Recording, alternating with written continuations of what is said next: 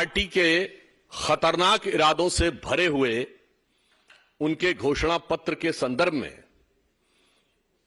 कांग्रेस ने अपनी press conference में प्रधानमंत्री जी का जो आभार व्यक्त किया है, हम उसका तहे दिल से एहतराम करते हैं, क्योंकि अब जो कुछ उनके मैनिफेस्टो में लिखा था, उनके अपदस्थ अध्यक्ष को विरासत में मिले हुए उनके स्वर्गीय पिताजी के गुरु सैम पित्रोदा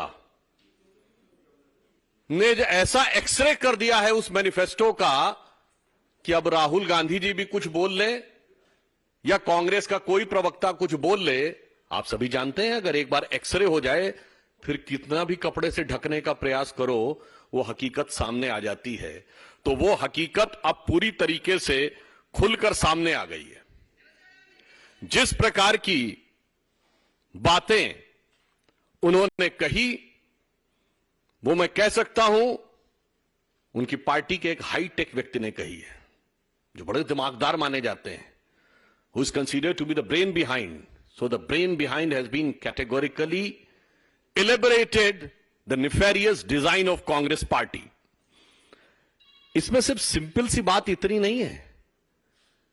हर भारतीय, मैं आपसे बताना चाहता हूं, भारत की अर्थव्यवस्था का दुनिया में सबसे बड़ा आधार क्या है कि हम सेविंग बेस्ड इकोनॉमी है।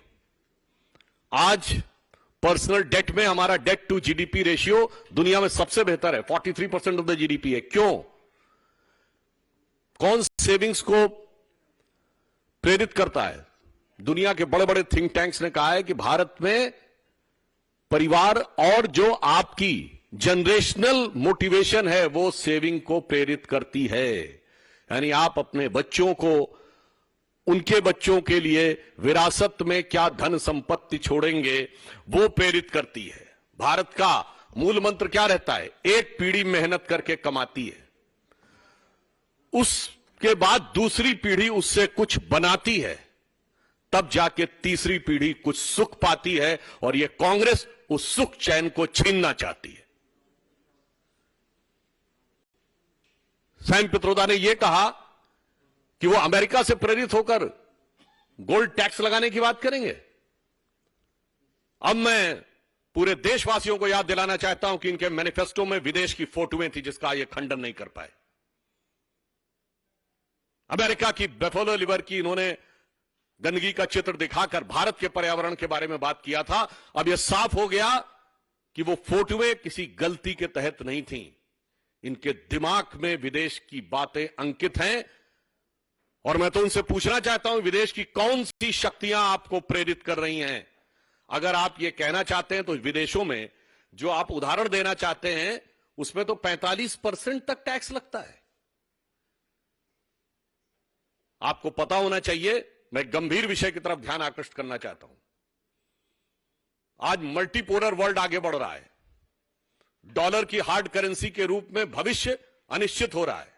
2-3 बार उन्होंने अपने रेट ऑफ इंटरेस्ट बढ़ाए, उसके बाद भी काम नहीं हो रहा। यानी विश्व भविष्य में हार्ड करेंसी के रूप में गोल्ड की तरफ आगे बढ़ रहा है, और गोल्ड सबसे ज्यादा भारत में खरीदा जाता है, on an average every year 700 ton. क्यों? हर व्यक्ति गोल्ड खरीदता है। गरीब से गरीब व्यक्ति भी यह कहता है कि चाहे मेरे पास 2 तोला 4 तोला सोना हो, मगर वो तोला सोना होना चाहिए। आप उस बचत के ऊपर क्या 45% टैक्स लगाना चाहते हैं?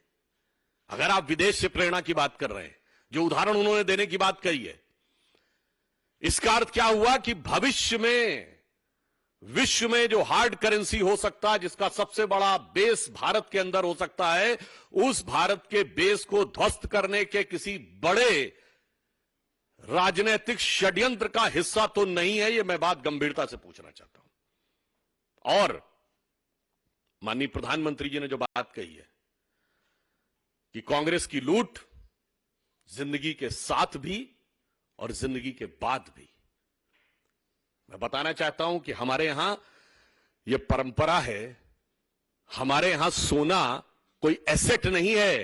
यह फॉरेन के माइंडसेट से बाहर आइए। कोई भी हिंदू सनातनी पूजा करता है तो उसमें स्वर्ण रखा जाता है।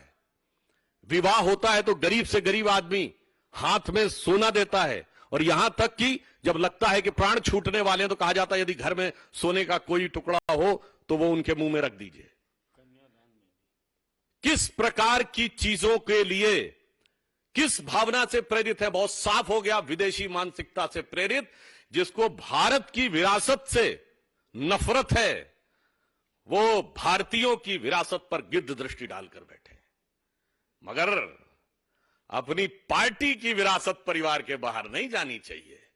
ये वो सारे दल हैं कि मेरी पार्टी तो पीढ़ी दर पीढ़ी ट्रांसफर करेंगे बगैर इनहेरिटेंट टैक्स के, मगर आपसे इनहेरिटेंट टैक्स लेंगे।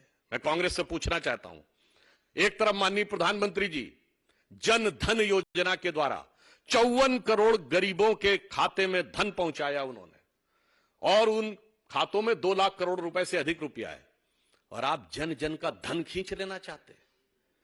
अगर 4 करोड़ निर्धनों को आवास मिले हैं, और हमने अपने मैनिफेस्टो में यह कहा है कि अब उसे बढ़ाकर 7 करोड़ करेंगे, मैं देशवासियों से पूछना चाहता हूं, जिस भी शहर में ये मकान है कुछ सालों में वो भी कुछ लाख रुपए के हो जाएंगे।